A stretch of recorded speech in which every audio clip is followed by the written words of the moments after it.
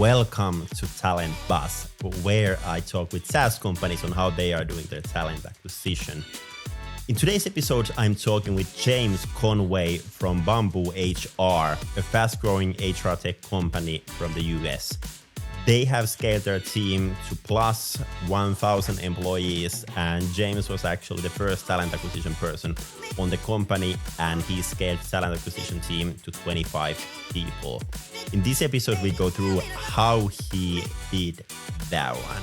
And let's start from the year 2015 when James joined the company and what the situation was back then.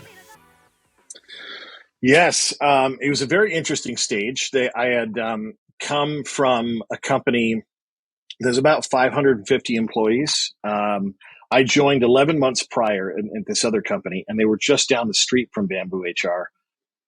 And in that 11 months, we went from about 330 employees to 550. And that hypergrowth is not a wise, sustainable organizational endeavor. So it was interesting when BambooHR asked me to come just do an office tour. I was like, I know what you're doing. The team was somebody who was doing it part-time, who was a receptionist at some point, and she was really sinking her teeth into it. She was great. And somebody who had just been hired 3 weeks before I did. I think I met him on his first week or something like that. And he had done some hiring before as well. Really sharp fellow. In fact, he ended up joining the software engineering team at BambooHR later on. But I was the first outside recruiter who had done recruiting. And I was the technical recruiter. I actually took a title move down, but I knew the opportunity here. It was a really, really cool opportunity when I met with the director of HR and the founders and how wise their insights were in how a small company should develop. Growth is good. The wrong kind of growth is completely destructive. And so the company was about 130 employees at the time. And now we're just about 10x that. So it's been a really interesting long journey there, and been able to build everything from scratch from there. So yeah, exactly. And today we are talking really about how did you kind of scale the talent acquisition team, the processes over there, and all that. So when kind of the building of the team started, you mentioned you were kind of the first really full-time person who has kind of experience on that side. But can you share, like, when did you move from being a recruiter to becoming like, hey, now I'm head of talent acquisition? Right, yeah.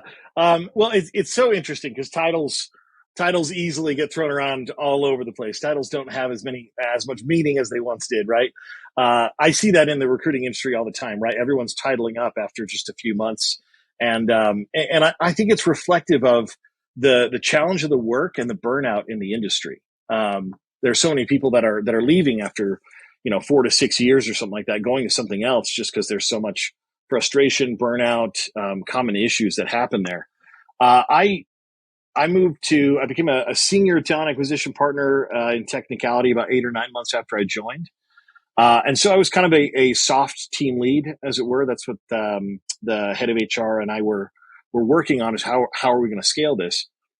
It was interesting and cool. I joined Bamboo also partially because of the product. I ran into the product at my previous company and said, hey, we should take a look at this. And the previous manager wanted to look at another HRIS.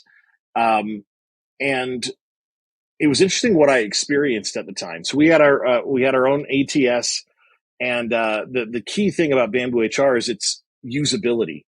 It's much more simplistic, so you don't need a whole bunch of administrators to show you how to do things. It's very intuitive, right? And that's pretty rare in the HR tech space because there's just so much data, ways to parse the data, so much information to be had there.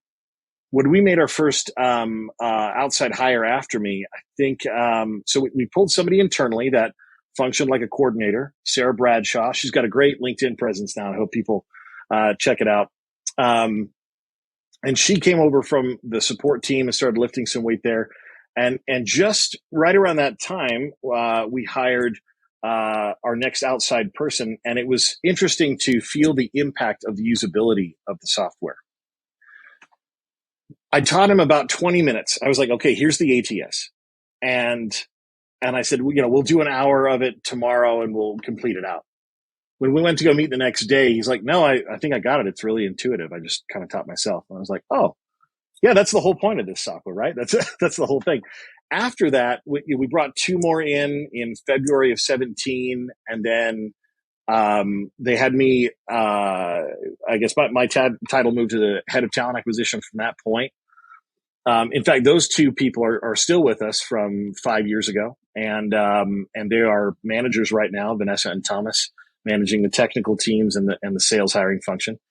The team's 25 full-time employees, and then we had 3 or 4 contractors that were doing some part-time stuff with us for a little bit, 5-10 hours a week to help us lift a load. But I guess I would say, in becoming head of talent acquisition at the time, the previous 2 years was all about establishing good practices and credibility. And that's hard to do when everybody's trying to move fast. So the hiring managers, when I first got there, people were like, what is this crazy guy doing? Right. I was like, hold on, search engine optimization for your job ads is really important. Let me change this. And they're like, JD, what are you doing, man? What are you doing? It's like, trust me, wait for a bit. And then, a couple 100 more applications came than had previously happened before. So there's some credibility that needs to happen at the beginning, and establishing good foundational practices with hiring managers. I can tell that the fellow that interviewed me, the co-founder and COO, Ryan Sanders, he's like, what is this crazy guy doing? What is that like? And he kept going like, what is going on? Or why are you trying to butt into the hiring manager, the engineering manager meeting? It's like, trust me, these are the things I need to know. This is how I can talk about the employer value proposition and management at Bamboo. And so I had that opportunity to kind of build that credibility over time and build practices that people felt the fruition of. And I think that's where it all came about in 2017. Yeah.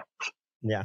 Interesting. And I think for a lot of SaaS founders out there, kind of, if they don't have kind of experience in scaling a SaaS company before, it might be actually a lot of new stuff when we are talking about kind of talent acquisition, how they should be actually leading their kind of head of talent acquisition, what they should be demanding from that person. So can you share a bit more, like who did you report it to, and like how did you keep them happy? Like what kind of metrics you were sharing with them and all that kind of stuff?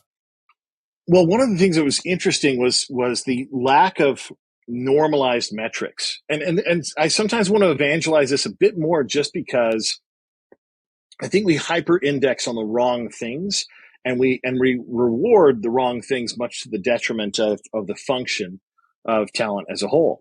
So I was reporting to Cassie Whitlock, and she's just such a humble, good person that she was like, should you be reporting to me? Sure, I guess. And I was like, yeah, of course. And she said, I see this very much like a partnership anyway. So you know your craft, you know your world, you let me know what you need.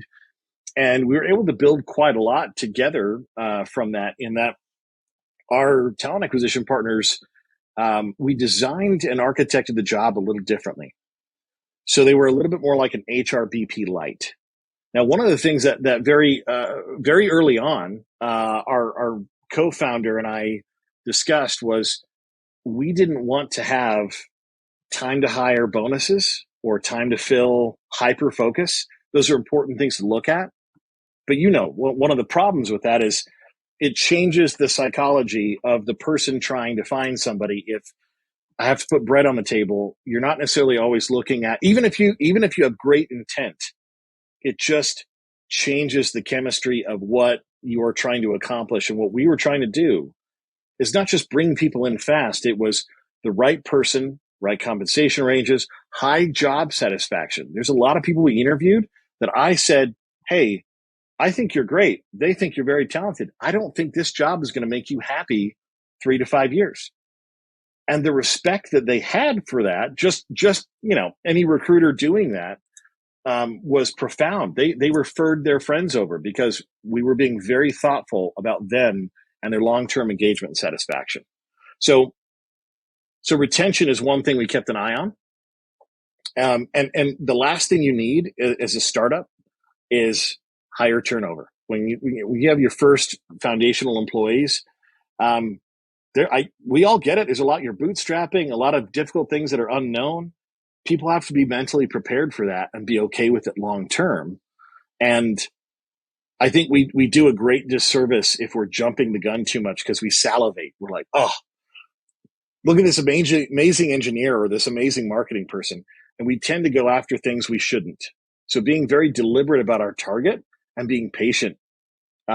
It shocked me when I got there. I was one of my searches was taking 3.5 months, and I was the guy that got everyone in like 21 days at my last job.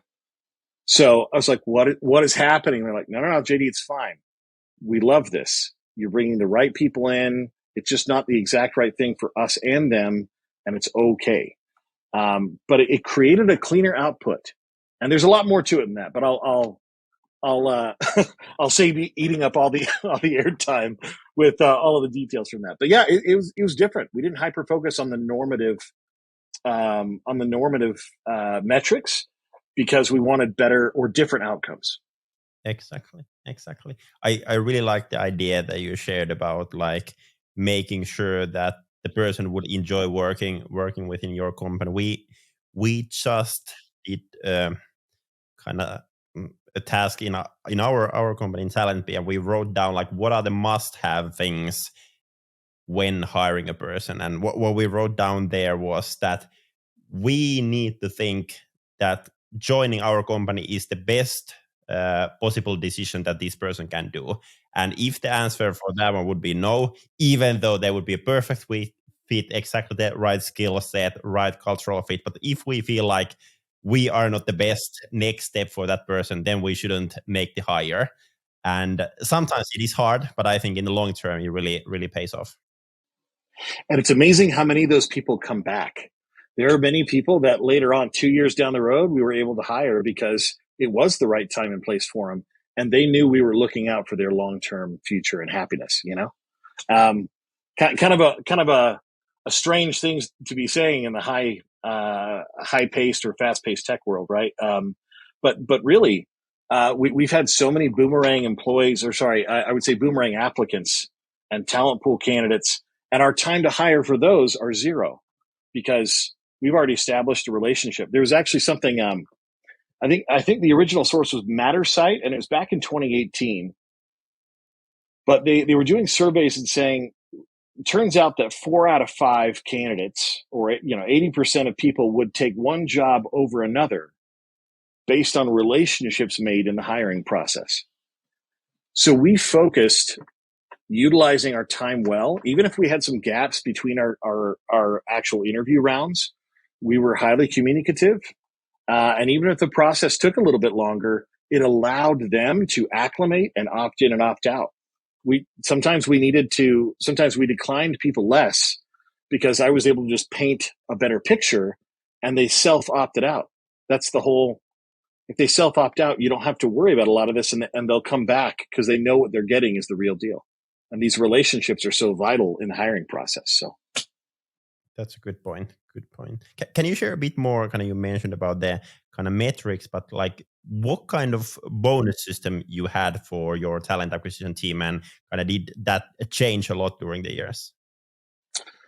This is what's so crazy that people just look at me and shake their heads. No bonus system.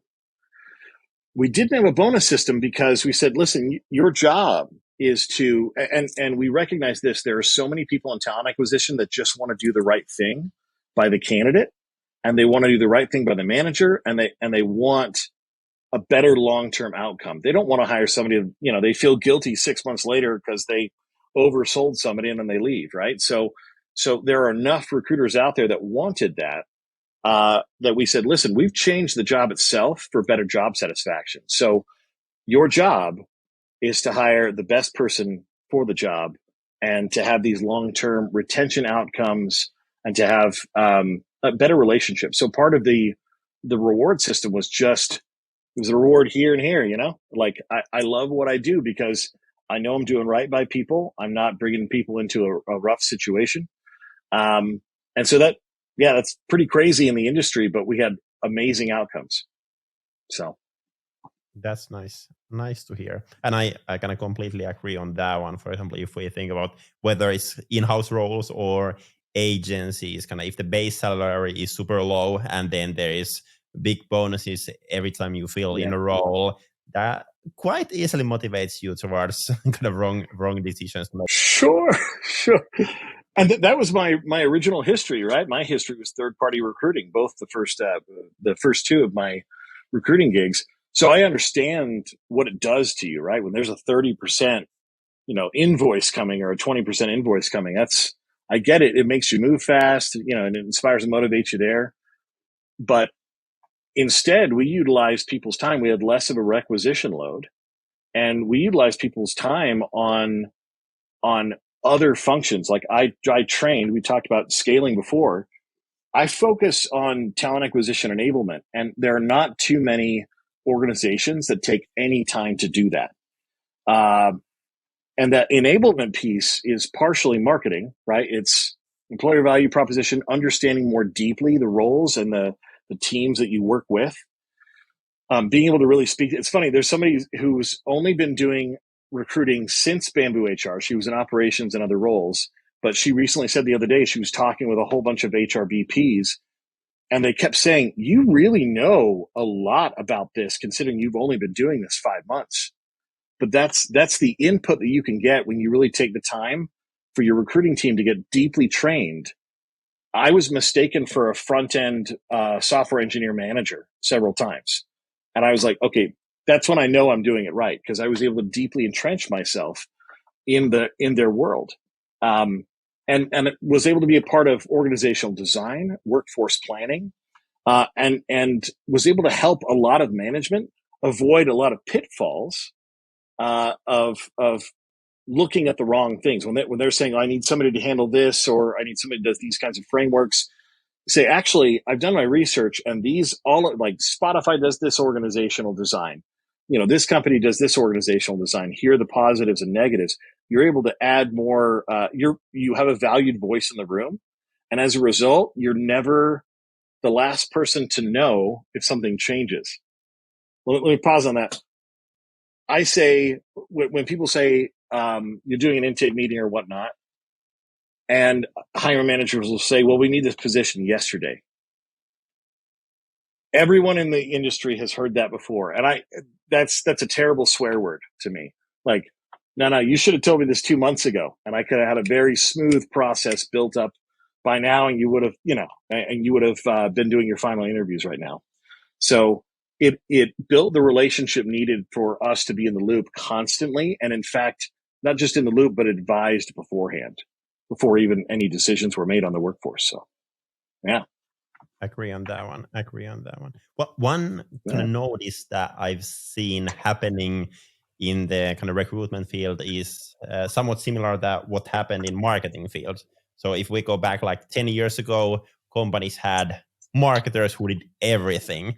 And now in marketing game, there is kind of super specific knowledge. You have a content specialist, you have paid advertiser, you have a designer, and all of that. And I feel like the same thing is happening in recruitment in the upcoming year. So there's no more like, hey, recruiter who takes care of everything from employer branding to contacting candidates, doing interviews, but rather going like super specific knowledge. So can you share a bit more, like, now when you scale your team to like 25 people, like how did you decide whether you should have kind of super specific knowledge or generalists who can do everything? Yes. Well, I think much of it depends on, I wanted to prepare them, every member of the team that came to BambooHR. I'll take a step back. I recently heard that there are two things that carry with you in your entire career and monetize forever. It's your network and your knowledge. And so I did a double down, focusing on how can I empower anybody who comes to BambooHR and prepare them to become the head of TA at another company, right? How can I truly prepare them? So I diversified the role, and you're right. I was a much more broad, even more normal, even more than is normal, we got into those HRBP pieces. We got in, like I said, recruitment marketing, candidate persona analysis, workforce planning from cradle to grave, right? And even 60 days in. But it's a choice of whether you do a siloing of your functions vertically or horizontally. And we just did a horizontal model. I've done a couple of webinars about that where it's no, it's your specialty is business operations positions and how that runs at many companies. And you only have 5, 6, 7 requisitions at a time. As a result, they had more time to do everything holistically and well, and their workload was managed really well. And they are empowered to do that anywhere. If I switched them to another team, they could get up to speed really fast because they only had a few hiring managers they worked with. The problem I see with too much getting siloed out in this, vertical measure, you have candidates that are kind of bounced around by accident through systems, right? I had a friend that was a technical sourcer at eBay for a while, and he said, the hard thing about my job is I'm doing the same thing every day. It's very redundant. And I think candidates can kind of get a sense for that. And then when I pass them off, I have no idea what happens to them at the end. So you have a real problem with recruiter job satisfaction when it's too heavily siloed and they want to do something else. So you have to keep shifting people over their time and career anyway, which causes a retention issue. So I think that the vertical siloing has a lot of problematic pieces. Technology even solves a lot of those. Like the job of a sourcer right now is limited and it's waning because technology is really replacing much of that function. If you did a horizontal focus of that, of having a broader spectrum, then you just use technology to fill in more gaps and make it more efficient over time. So that was the theory behind it and how we got here. Little bit crazy though, a little bit incendiary.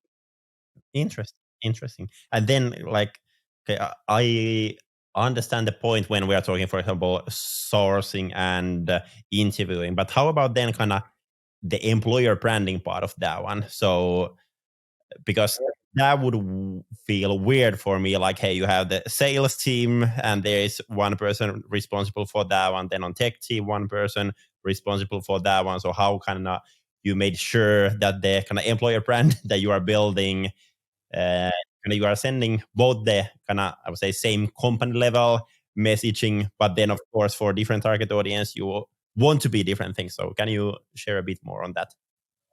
Yeah, excellent.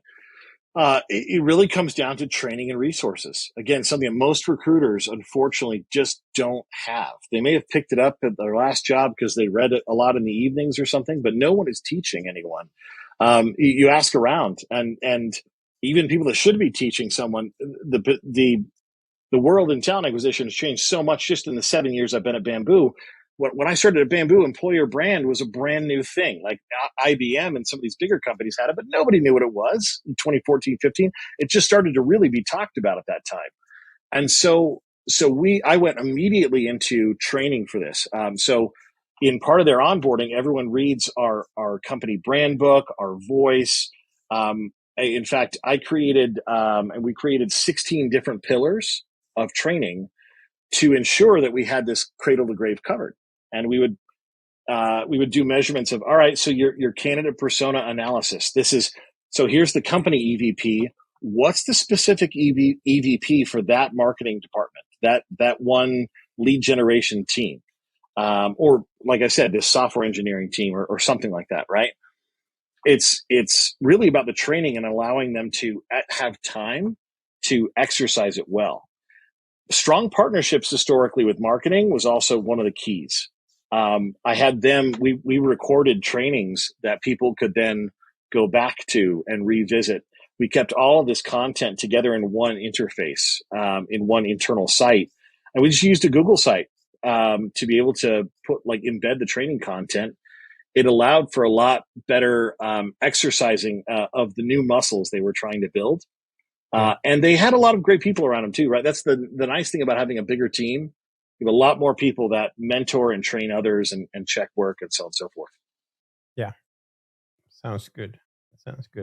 Before this episode, I did some stalking on your LinkedIn profile, and I noticed few recommendations over there from your past team members. So I wanted to ask from you kind of your thoughts on kind of leading a team. Like, what kind of goals did you set for the team members? How did you make sure that they want to stay in the company, they have possibilities to grow on their roles and so forth? Can you share a bit more on that? Yeah. It all comes down to the very origin of everything, of how can I do that, and also understanding your folks and what they want.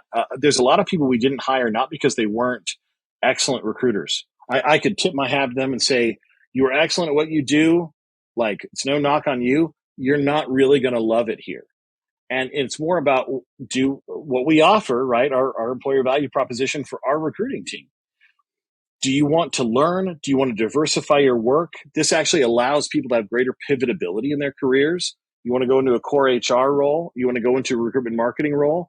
You learn very deep things here in order to scale that, right? In order to move in those areas. And so, so one of the things that we really focused on was ensuring that whoever came to our team wanted what was already there. Beyond that, as far as leading a team, gosh, they're just too nice to me anyway. Most of the time, they just put up with me for the most part. But I think everybody in the team, whether or not they liked everything that was done, they knew that I cared, and they knew my motivations. I think it's really vital in any leadership role. It's funny, you see people like Simon Sinek talk, and you go, where is that leadership, right? Everyone who is in a certain place in their careers, we all have to choose to walk away from, what is it, internal politics? Is it like looking only out for yourself so much? Does your team know that you're invested in them long term? Maybe I wasn't perfect at that, but for the most part, I feel like everybody on the team knew that I was very invested in them in a very real and authentic way, and not just because checkbox I'm supposed to as a manager, as a leader. So yeah. Exactly. If you would go now for next adventure in a SaaS company that would be in a same situation that BambooHR was when you joined, and you knew that, hey, same task, we want to grow, we want to scale our talent acquisition team, what would be the things that you would do the same way that you did, and what would you do differently? Ooh, excellent. I love the idea of building, right? So you mentioned that, and I love the idea of building from smaller size to get to, 1,300 employees and X amount of revenue and everything. If I were to tell myself something different this next time, I would say, hey, make sure that, so I guess let me preface it. When I came to Bamboo, I worked with all these technical teams and then with marketing. I think if I would have had a little bit more foresight, I would have worked more closely across the board while the company was smaller, and it would have established even cleaner foundations for the future. And if you're able to get more buy-in, again, people, hiring managers, or all of us, we only accept that which we know and have seen. Most of the time we're trepidatious, right? It's just humans.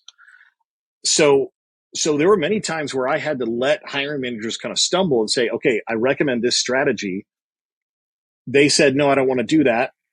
And then I was like, okay, but here's what's going to happen if we do it your way. That's okay. It's your hire. Then they experienced exactly what I told them.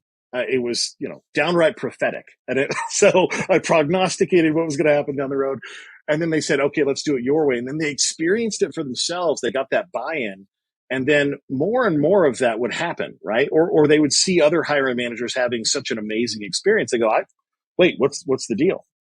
So I would do it sooner. I would get buy-in faster other places.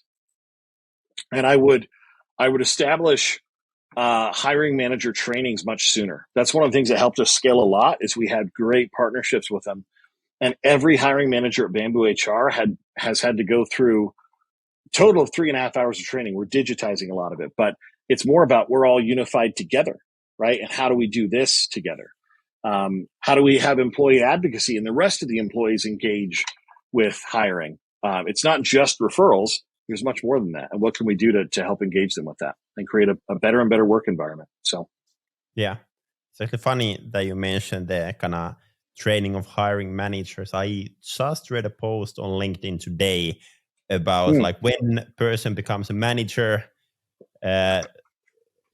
he or she is surprisingly kind of weighted that person now knows how to recruit people. Like suddenly, manager, now you need to know how to recruit people without any training. Yes. In fact, I guess to maybe build off of your previous point too, the sooner a company can get learning and development functions in place and can get good manager training in place, the better. And it's got to be reinforced by the CEO. It's got to be reinforced by the leaders. If it's not, people will devalue. They devalue a lot of HR functions, right? They'll go, okay, sure, I got to do this thing, but you have to check and ensure that it's valuable. But at the same time, you're right. All of a sudden, people just need to be good at working with people, managing people. And let's really be honest, Somali, sometimes people shouldn't be a manager. That's okay, right? Companies are not creating good alternative tracks that have the same monetary impact that are also fulfilling. So if an organization, we did that pretty well at Bamboo, you create an IC, an individual contributor track that is next to the management track on the monetary side, then people who are not, they know they're naturally not very good at managing people. They have an alternate path, and it's great. It's great. So I hope more companies do that. Yeah, I agree on that one. I think I'm a living example of that one, what is happening in sales. If you are good in sales, you become a sales manager. And yeah, I'm good at sales, but I'm not good leader for people. I can lead things, but not people. And for example, for that reason, we have decided that in our company where we are 3 founders, like I can lead things, but the 2 other founders, they can lead the people. So I think it's good to kind of realize that, like, hey, you can be good at sales, but you shouldn't maybe be a leader. Well, hats off to you, because this creates an identity and an awareness that sometimes people never get that.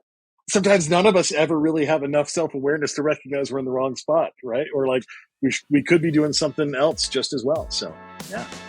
And that's a wrap for today's episode. Thank you so much for listening. Hopefully you got a lot of good ideas about SaaS talent acquisition.